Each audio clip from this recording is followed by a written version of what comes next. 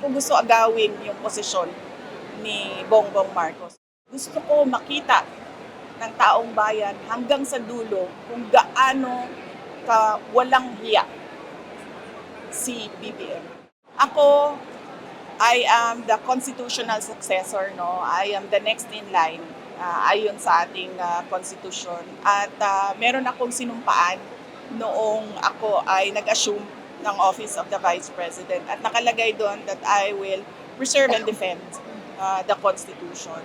So, wala sa aking mga kamay ang pagsasagawa ng extra constitutional means, no, to overthrow the current administration. At hindi ko din gusto yon.